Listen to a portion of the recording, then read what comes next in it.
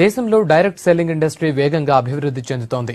ఇండస్ట్రీలో కంపెనీలు పెరిగిపోతూ ఉండటంతో దాన్ని మానిటరింగ్ చేయడానికి ప్రభుత్వం ప్రత్యేక గైడ్ లైన్స్ కూడా తీసుకొచ్చింది. ఉపాధితో పాటు లాభాలు కూడా పెరగడంతో ఎక్కువ మంది ఈ రంగం వైపు మొగ్గు చూపుతున్నారు.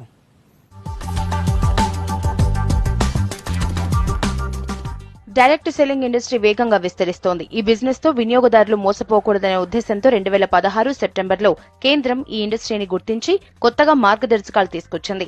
అన్ని రాష్ట్రాలు కూడా ఈ గైడ్ లైన్స్ ని ఫాలో అయి తమ పాలసీల్ని తీసుకురావాలని సూచించింది. ఇప్పటి వరకు అసోం, ఒడిశా మాత్రమే డైరెక్ట్ సెల్లింగ్ ఇండస్ట్రీకి గైడ్ లైన్స్ తీసుకొచ్చాయి.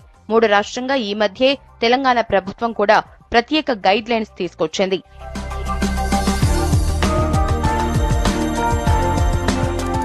కొత్త గైడ్ లైన్స్ ప్రకారం డైరెక్ట్ సెల్లింగ్ కంపెనీలు తప్పనిసరిగా పరిశ్రమల శాఖ దగ్గర రిజిస్ట్రేషన్ చేయించుకోవాలి. తప్పనిసరిగా ఒక షాప్ తో పాటు పర్మనెంట్ అడ్రస్ కూడా ఇవ్వాలి.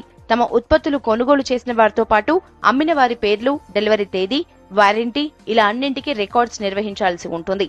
వీటిని పట్టించుకోకుండా ఎలాంటి డైరెక్ట్ సెల్లింగ్ వ్యాపారం చేసినా వారిపై చర్యలు తీసుకోనుంది.